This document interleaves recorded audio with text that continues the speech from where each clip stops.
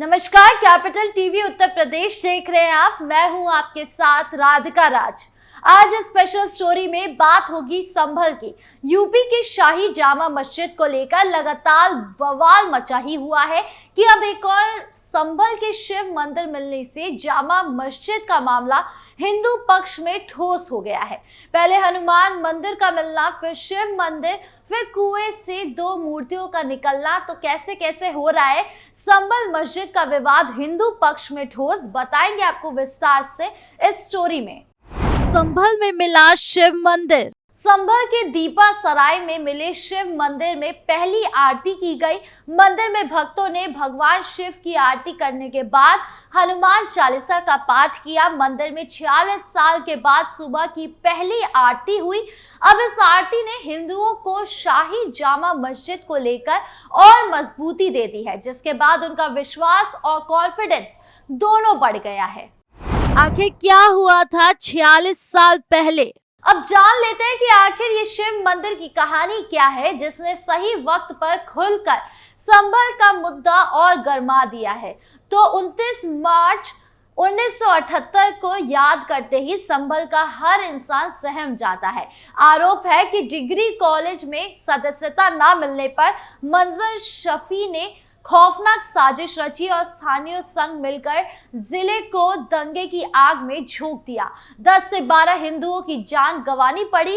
2 माह तक जिले में कर्फ्यू लगा रहा। 169 केस दर्ज हुए। बाद में खुफिया विभाग ने दंगे पर गोपनीय रिपोर्ट तैयार की। क्या था गोपनीय रिपोर्ट में? इस रिपोर्ट के अनुसार साल 1978 में संभल नगर पालिका कार्यालय के पास Mahatma Gandhi memorial degree college था। उसके संविधान के अनुसार प्रबंध समिति 10,000 रुपए दान लेकर संस्था का आजीवन सदस्य बना सकती है। मंजर शफी कॉलेज प्रबंध समिति में आजीवन सदस्य बनना चाहते थे। इस बीच ट्रक यूनियन की तरफ से कॉलेज को 10,000 रुपए का चेक दिया गया। इस पर मंजर शफी के साइन थे। शफी के दावे पर ट्रक यूनियन के पदाधिकारियों ने ये लिख कर दे दिया कि उनकी ओर से किसी को इसके लिए अधिकृत नहीं किया गया है। इस पर कॉलेज की प्रबंध समिति के उपाध्यक्ष ने शफी को सदस्य नहीं बनाया। इसके बाद आरोप प्रत्यारोप का दौर शुरू हुआ। ऐसे शुरू हुआ दंगा। 25 मार्च को होली के समय 2 स्थानों पर दोनों संप्रदायों में तनाव फैल गया। एक होली जलने के स्थान पर खोखा बना लिया गया, तो दूसरी जगह चबूतरा बना लिया गया। फिर किसी तरह बातचीत कर मामला संभला। फिर 28 मार्च को कॉलेज में स्टूडेंट्स को उपाधि दी जानी थी। उसी दिन कुछ मुस्लिम छात्राओं प्राचार्य से मिली और उपाधियों को आपत्तिजनक बताया। मामला बढ़ा तो फिर 29 मार्च को घेराव हुआ और इसमें अराजक तत्व शामिल हो गए। आरोप है कि मंजर शफी भी पहुंचे। अचानक दुकानें बंद कराई जाने लगी। अफवाह फैली कि मंजर शफी को मार दिया गया है, मस्जिद तोड़ी जा रही है और फिर दंगा फैल गया। अब तक 16 बार संभल में हुए दंगे। गौरतलब है कि संभल में 16 बार दंगे हो चुके हैं और दंगे के कारण इस मुस्लिम बाहुल्य इलाके से हिंदू परिवार पलायन करने लगे। औने पौने दामों में मकान बेचने लगे। अभी संभल के डीएम डॉक्टर राजेंद्र पेंसिया ने बताया कि इस इलाके में बिजली चोरी की घटनाएं बहुत सारी हो रही थी। इस इलाके में लोग घुसते नहीं थे। जब हम यहाँ पर आए तो हमें यहाँ एक मंदिर मिला, इसे हम साफ करवा रहे हैं। यहाँ पर एक कुआं भी मिला है जिसके ऊपर रैंप बनाया गया था। किसी ने हमें बताया कि रैंप के नीचे कुआं है, तो हमने उसे हटाया। इसके बाद हमें नीचे कुआं मिला और 2 मूर्तियां भी मिली। पूरे संभल में मिक्स्ड आबादी है, लेकिन यहाँ पर केवल मुस्लिम आबादी है। हम मंदिर की सफाई करवा रहे हैं। ये जिस समाज का मंदिर है उसे हम सौंपेंगे। वो जैसा इसका इस्तेमाल करना चाहते हैं वैसा कर सकते हैं। कब्जा करने वाले लोगों को भूमाफिया के रूप में चिन्हित किया जाएगा। संभल अयोध्या पर सीएम योगी का बड़ा बयान। बार बार संभल की बढ़ती हिंसा पर सीएम योगी ने भी हाल ही में अपनी प्रतिक्रिया दी। दरअसल सीएम योगी ने कहा एक कार्यक्रम में अयोध्या और संभल का जिक्र करते हुए कि आज अगर अयोध्या में राम मंदिर पर फैसला नहीं आया होता और यहाँ राम मंदिर नहीं बना होता तो क्या अयोध्या में इंटरनेशनल एयरपोर्ट बन पाता? अयोध्या के अंदर की गलियां, 4 लाइन क्या बन पाती? अयोध्या का इतना विकास हो पाता क्या? अयोध्या में आने वाला जनमानस प्रफुल्लित है। उन्होंने कहा कि यहाँ आने वाले श्रद्धालु कृतज्ञता ज्ञापित करता है, मगर देश के संविधान का वास्तव गला घोट करके संविधान में चोरी से सेक्युलर शब्द डालने वाले लोग अपने घर में शोक मना रहे हैं। उन्हें परेशानी है कि अयोध्या इतनी भव्य और दिव्य कैसे हो गई है। उन्हें परेशानी इस बात की है कि हम लोगों ने तो दशकों तक शासन किया लेकिन कुछ नहीं कर पाए। वो अपने निकम्मेपन पर हम लोगों को कोस रहे हैं। उन दरिंदों को आज तक सजा क्यों नहीं मिली?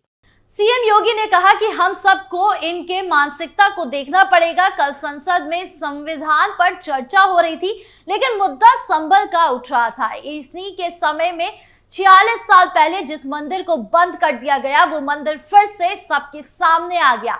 इनकी वास्तविकता को सबके सामने ला दिया गया। संभल में इतना प्राचीन मंदिर क्या रातों रात प्रशासन ने बना दिया? क्या वहां बजरंगबली की इतनी प्राचीन मूर्ति रातों रात आ गई? उन दरिंदों को आज तक सजा क्यों नहीं मिली जिन्होंने 46 वर्ष पहले संभल में नरसंहार किया था? इस पर चर्चा क्यों नहीं होती? उन लोगों का क्या कसूर था जो भी इस पर चर्चा करेगा? उन्हें धमकी दी जाएगी और कुंभ के बारे में भी इसी प्रकार से दुष्प्रचार को लेकर आगे बढ़ने का प्रयास कर रहे हैं। मौलाना कौसर ने जमकर किया बवाल।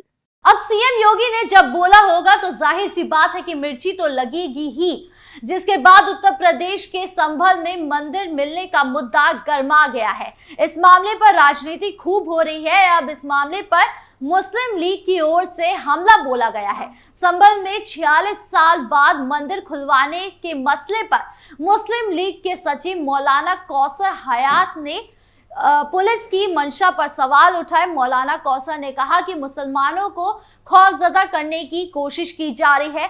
कार्तिकेय महादेव मंदिर को खुलवाने के मामले पर संयुक्त सचिव ने भड़काऊ बयान दिया। मौलाना कौसर हयात खान ने मंदिर को खोले जाने को लेकर जिला प्रशासन की मंशा पर सवाल उठाया। उन्होंने कहा संभल के मुसलमानों के बीच डर का माहौल पैदा किया जा रहा है। मौलाना हयात ने कहा कि 46 साल से बंद पड़े मंदिर को खुलवाने की क्या जरूरत थी।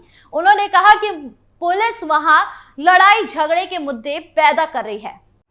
हिंसा की घटना का जिक्र। मौलाना कौसर हयात खान ने संभल हिंसा मुद्दे को पुलिस का खुला जुल्म करार दिया। उन्होंने कहा कि संभल में पुलिस ने फसाद किया। संभल में मंदिर खुलवाने की घटना का जिक्र करते हुए उन्होंने पूछा कि पुलिस ने उस मंदिर को क्यों खुलवाया? यह सबसे बड़ा सवाल है। उन्होंने कहा कि मंदिर के लोग आकर इसे खोलते तो अलग बात थी। कौसर हयात ने कहा कि सीओ अपने हाथों से सफाई करता दिखाई दिया। उन्होंने आरोप लगाया कि पुलिस एक और मुद्दे को तलाश रही है। अगर ऐसा नहीं है तो आखिर मंदिर को खोलने की क्या जरूरत थी? वो मंदिर इतने सालों से बंद पड़ा था। पुलिस को इसका जवाब देना चाहिए। मुसलमानों को डराने का प्रयास। मौलाना कौसर हयात ने कहा कि संभल में जिस प्रकार से बिजली चोरी के मामले में डीएम खुद टीम के साथ जा रहे हैं, ये हैरान करने वाला मामला है। उन्होंने सवाल किया कि क्या ये इतना अहम काम है कि डीएम और एसपी भी साथ जाएं। उन्होंने आरोप लगाया कि इससे साफ होता है कि सरकार और प्रशासन की तरह पुलिस की ओर से मुसलमानों को दबाने की कार्यवाही चल रही है। मौलाना कौसर ने कहा कि मुसलमानों को डराकर प्रताड़ित करने की ये सोची समझी साजिश है। उन्होंने कहा कि इस तरह की कार्यवाही अमन का माहौल नहीं बनाएगी। ये लोगों के आक्रोश को भड़काने की कोशिश है। उन्होंने चेतावनी भरे लहजे में कहा कि हमेशा ये सरकार नहीं रहने वाली है। तो वही मौलाना हयात ने कहा कि आज ये लोग जुल्म करेंगे तो हमेशा इनकी सरकार नहीं रहने वाली है। ये भी आप लिख कर लीजिए कि सरकार में बदलाव आएगा। जब सरकार बदलेगी तो जो अधिकारी इस तरह की हरकतें कर रहे हैं वो सभी निशाने पर आएंगे। मौलाना कौसर के बयान पर आपकी क्या राय है? कमेंट बॉक्स पे जरूर बताएं। वीडियो अच्छी लगी हो तो लाइक शेयर करें और चैनल को सब्सक्राइब करना ना भूलें। नमस्कार।